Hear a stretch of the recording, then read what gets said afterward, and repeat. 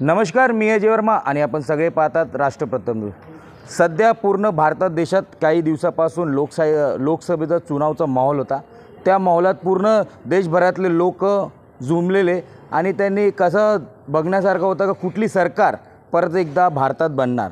पण सध्या परत तिसऱ्या वेळा हॅट्रिक करताना मोदी सरकार आली आणि ते मोदी सरकारला लोकांचा विश्वास होता. काही असं काम केलेलं आहे जनतेसाठी, स्पोर्ट्ससाठी, युवकांसाठी, रोजगारसाठी. त्यामुळे त्यांना तिसऱ्यांदा विजयी करण्यात आला.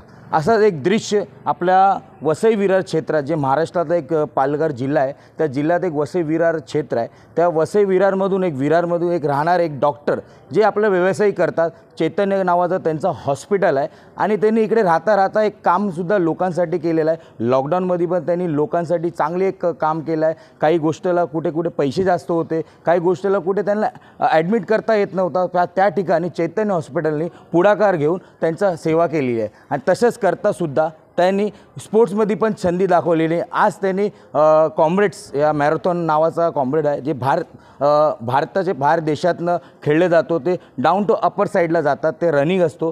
त्या रनिंगमध्ये त्यांनी ब्रॉन्झ मेडल असं विजयी केलेलं आहे. आज ते भारतात परतलेले आहे आणि त्यांचे प्रेक्षक म्हणून, त्यांचे उत्साह म्हणून त्यांचे स्टाफसुद्धा आहे आणि त्यांनी ते विजयी झालेले, त्यांना एक संधी दिली आहे आणि त्या इकडे जमलेले. त्यांच्या मनात एक विचार आहे का असं चांगलं काम भारतातले अजून लोकांनी सुद्धा करावे. आज आमच्याबरोबर त्यांचे मित्रगण, स्वतः त्यांचे स्टाफ आमच्याबरोबर उपस्थित आहे. सर नमस्कार, आपलं नाव सांगा पहिला. माझं नाव डॉक्टर तुषार मसूरकर. काय सांगणार, आज डॉक्टर्स हे होते आणि त्यांनी एक चांगला कामगिरी रनिंगमध्ये घेतलेलं आहे आणि ब्रॉन्झ मेडल विजयी केलेलं आहे. सध्या आपण बघतो की लोकांचा फिटनेस फार खराब होत चालला आहे. सगळ्या जणांचं वजन वाढत आहे, सगळे बरेचसे आजार होतात. तर अमित सावंत हे म्हणजे ते ह्याचं सगळ्याचं एक आयडल आहेत की त्यांनी लोकांना फिटनेससाठी प्रवृत्त करण्यासाठी ते स्वतः बरेच कष्टही करतात आणि त्यांनी ते त्या दृष्टीने बरंच मेहनत पण घेतली आहे. त्यांनी भारतातलेही अनेक स्पर्धामध्ये भाग घेतला होता. ह्या स्पर्धेसाठी त्यांचं ह्या स्पर्धा ही सर्वात अवघड स्पर्धा समजली जाते. सगळ्या जगामध्ये ह्या स्पर्धेचं मानांकन फार उच्च आहे आणि ह्या स्पर्धेसाठी धावायला जाणं, त्याची तयारी करणं इटसेल्फ हे खूप मोठी गोष्ट आहे. त्याची तयारी त्यांनी गेल्या वर्षभरापासून ते तयारी करत होते आणि एक मोठी अवघड स्पर्धा त्यांनी पार करून आली. हे सगळं त्यांचं डेडिकेशन, त्यांचं मेहनत आणि त्यांचं परिश्रमपूर्वक काम करण्याने ते साध्य झालं. काय सांगा सर, आपलं नाव सांगा. मी डॉक्टर मनोहर पाटील. मी सरांना 12 वर्षापासून ओळखतो. सरांचं जे वय आहे म्हणजे अबो 40, ह्या वयात जनरली आपण सगळे म्हणतो की माझं हे दुखतं ते दुखतं आणि ते कारण सांगून आपण साधं चालायला पण बघत नाही.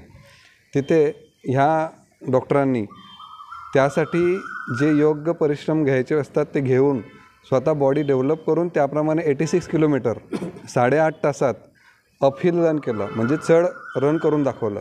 याच्यावरून हे सिद्ध होतं की जर तुम्ही ठरवलं तर तुमची फिटनेस लेवल तिथपर्यंत जाऊन तुम्ही ते करू शकतात आणि ते प्रॉपर कोऑर्डिनेट करून, प्रॉपर त्याचं मॅनेजमेंट करून तसं करू शकतं. हे त्यांच्याकडनं शिकायला भेटलं. नाहीतर आता सध्या असं असतं की 40 पार झाली म्हणजे आपण चालू शकत नाही, धावू शकत नाही आणि व्याधी सुरू होतात. तर त्या व्याधींवर मात करून आपण ते सगळं करू शकतो, हे त्याच्यातनं निदर्शनात आपल्याला येतं आणि त्यांच्याकडनं ते भरपूर आपल्याला शिकवण्यासाठी उत्सुक असतात. तर ते शिकण्यासारखं आहे हे मी सांगू शकतो. काय सांगणार सर, आपण पण इकडचे स्थानिक आहात आणि आपण सुद्धा या पूर्ण म्हणजे आज विजय झालेल्या त्या गोष्टीमध्ये इंटरनल केलेला आहे. काय सांगणार, काय वाटतं? मी तर एवढं सांगेन, माझ्या शेजारीच राहतात.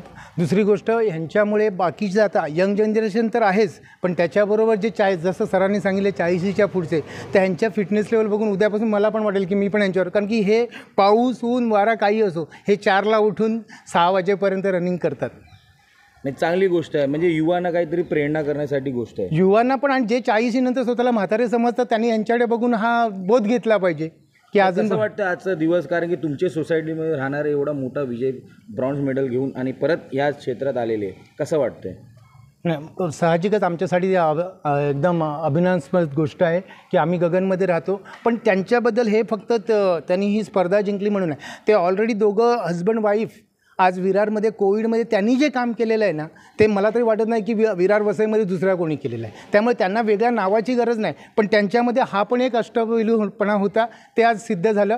त्याबद्दल मी त्यांचं मनापासून आणि आमच्या गगन परिवारातर्फे अभिनंदन करतो. बघितलं, हे सर्व मित्रपरिवार होते. अजून लोक आहे, आम्ही त्यांच्याकडून सुद्धा चर्चा करणार आहे. सर आपलं नाव सांगा. डॉक्टर गोपाल वरटकर. सर्व डॉक्टर मित्रगण आहे. काय वाटतं ते सुद्धा डॉक्टर आहे सरांना मी आणि 10 डॉक्टर एक वर्षापासून म्हणजे लोकांना नवीन जीव देणारा देव मानला जातो आणि त्यानंतर आज त्यांनी एवढी चांगली कामगिरी केलेली आहे, त्याबद्दल काय सांगा? अमित सर म्हणजे आम्हा सर्वांसाठी आणि पूर्ण आपल्यासाठी पण सर्व समाजासाठी प्रेरणास्त्रोत आहेत. समाजकार्य त्यांचं फार जास्त आहे.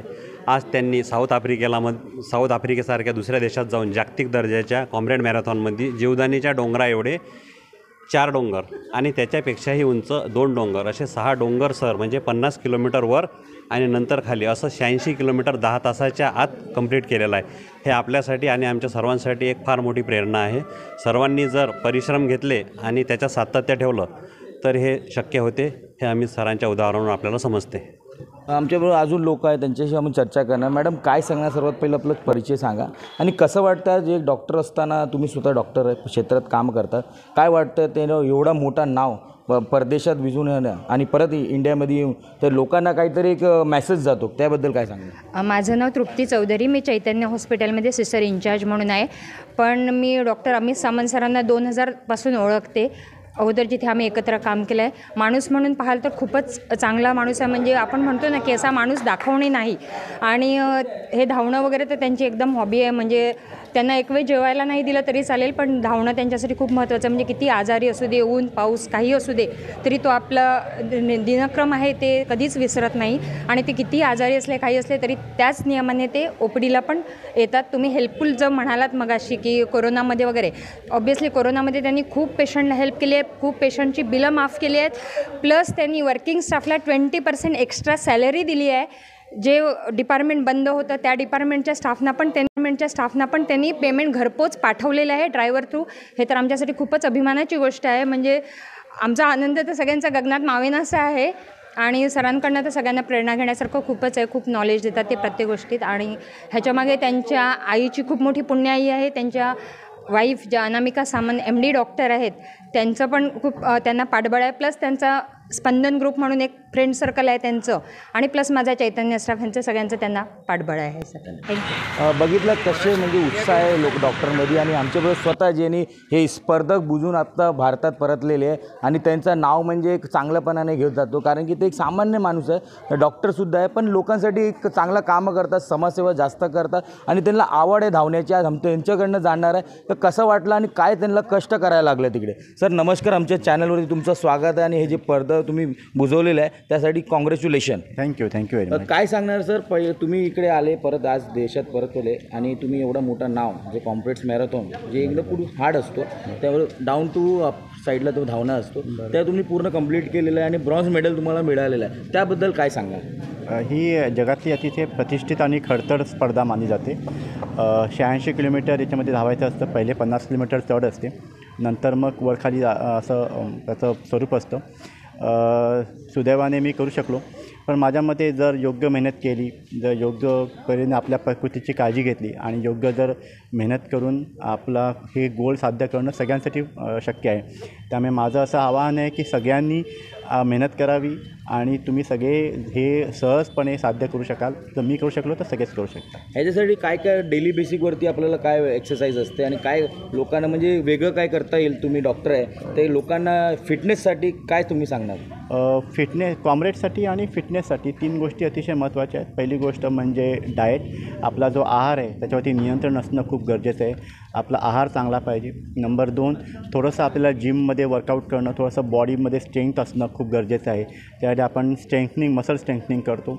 आणि तिसरं म्हणजे धावणं, म्हणजे तुम्ही कार्डिओ म्हणू शकता वगैरे.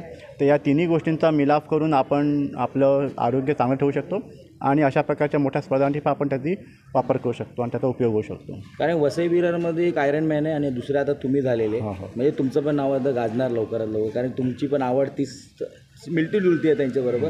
आणि तुम्ही गगन सॉलिटायचे ते परिवार आहे त्यांच्याकडनं तुम्हाला भेट देण्यात आली, म्हणजे तुम्हाला विजयचा म्हणजे पाठिंबा दिलेला आहे. तसंच तुमचे हॉस्पिटलचे सर्व स्टाफनी, त्यांच्याबद्दल काय सांगा? सगळ्यांचा खूप खूप पाठिंबा होता मला. सगळ्यात पहिलं मी तुम्ही आता विषय काढला म्हणून हार्दिक राऊत त्यांच्याबद्दल बोलू शकतो. ते वसईचे आयर्नमॅन, त्यांनी बऱ्याच वेळा आयर्नमॅन केले त्यांनी. आणि एवढेच नव्हे तर ते आयर्नमॅन करणारे भारतातला सगळ्यात फास्टेस्ट आयर्नमॅन आहेत. ही आपल्यासाठी अतिशय अभिमानास्पद गोष्ट आहे आणि सगळ्यांनी त्याचा आदर्श घेतला पाहिजे. मला माझ्या कुटुंबियांचा, माझ्या सगळ्या फ्रेंड सर्कलचा, माझ्या स्टाफचा मला खूप पाठिंबा होता. त्यांच्यामुळे मी हे सगळं करू शकलो. म्हणजे ज्या वेळेला थोडंसं डिप्रेशन व्हायचं, कधी करू शकणार नाही असं वाटायचं, त्यावेळेला सगळेजण मला पाठिंबा द्यायचे आणि तू करणारच म्हणून मला असा आत्मविश्वास द्यायचे. तो खूप महत्त्वाचा होता. शेवटचा प्रश्न असणार आहे सर, हा पहिल्यांदा भेटलेला आहे स्पर्धेमध्ये तुम्ही विजय झालेले की ह्याच्या अगोदर पण तुम्हाला असे मेडल्स भेटलेले, आणि ह्याच्या पुढे तुमची रणनीती कशी असणार आहे आणि कशा प्रकारे तुम्ही गोल्ड मेडल घेण्याचा प्रयत्न करणार? मी गेली 12 वर्ष मॅरेथॉन धावतो आहे. अनेक फुल मॅरेथॉन केल्या आहेत, काही अल्ट्रा मॅरेथॉन केल्या, टाटा अल्ट्रा मॅरेथॉन, कास पठारची 65 किलोमीटरची अल्ट्रा मॅरेथॉन, लडाखमध्ये फुल मॅरेथॉन केली आहे मी जवळजवळ 13,000 फुटावरती. आता मी सप्टेंबरमध्ये खारदुंगला चॅलेंजला जाणार आहे 72 किलोमीटरची, जी जगातली सगळ्यात उंच अल्ट्रा मॅरेथॉन असणार आहे. जवळजवळ 16,500 फुटावरती ती मॅरेथॉन घेतली जाते.